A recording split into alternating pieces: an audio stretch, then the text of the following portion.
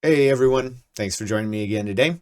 So today we're going to be going over trade routes, how to place them, and how to use them for your D&D game. Trade routes follow a few simple rules, which is basically get as much product as you possibly can, as far as you can, the most efficiently you can. This is why boats tend to be the main transportation for trade.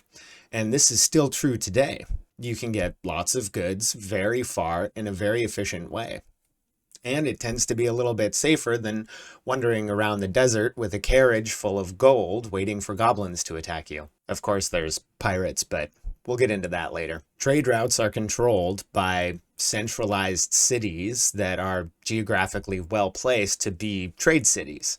I like to call them trade nodes. To figure out where your trade nodes are, simply ask yourself, where are the most amount of boats going to go through and where is the most amount of caravans going to go through? For this map, we have the United Trade Cities and their capital, Livian, which is centrally located right in between the North Siren Sea and the South Siren Sea.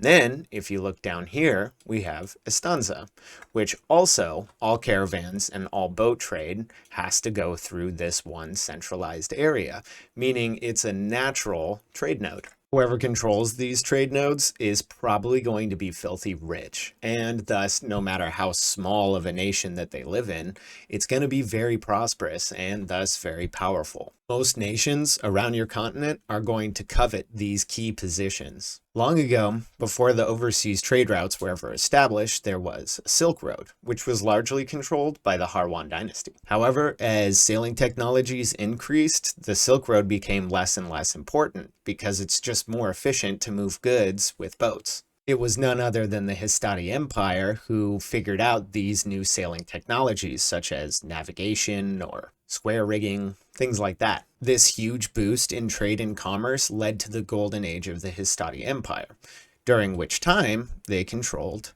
the United Trade Cities, and thus they controlled the largest trade node on the continent.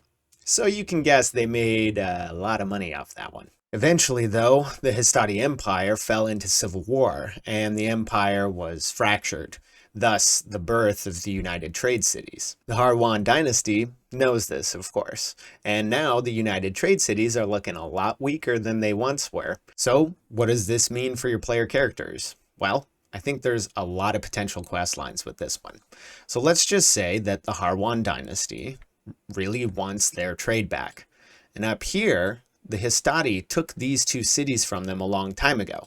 Now that the United Trade Cities are so weak looking, they're aiming to get those two cities back. So one potential is that you could have your player characters decide which side are they going to fight for. Are they going to participate in those really big battles, or are they going to become privateers and sail around and destroy shipping? Maybe the United Trade Cities decides, hey, we'll hire you to go down to the Silk Road and destroy everything that's on it. I mean, come on, that would be like a perfect campaign for a group of murder hobos that you have to, run a D&D game for. Oh god, I hate that. But you could still make it fun, right? Like, I mean, murder hobos would make for great raiders and great pirates, right? So these campaigns can work for a lot of different types of player characters. So maybe your player characters are actually successful in, raiding the Harwan dynasty or being pirates and taking a ship from the United Trade Cities, right? So maybe they find a nice piece of loot that isn't a magical item or gold, but actually a map of the trade routes and the times and the locations where big caravans and ships are going to be. This map could help your player characters in a new quest line. Basically, oh, well, I want to become a raider. I want to become a pirate. Well, here's your opportunity. You have the map. All you got to do now is follow it. Or, of course, your player characters could then turn in that map to whatever nation that they work for some good points, right? So this campaign really could have any sort of character with any sort of alignment in it.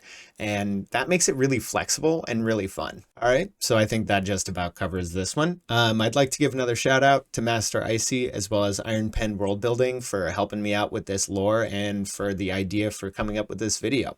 Really appreciate it, guys. If anybody else out there has any suggestions or ideas or wants to help me build some of the lore, just leave it in the comments and we'll talk about it. It's honestly a lot of fun. All right, guys. So if you like this one, think about pressing some buttons for me. That would be awesome. And I guess I'll just see you next time. Peace.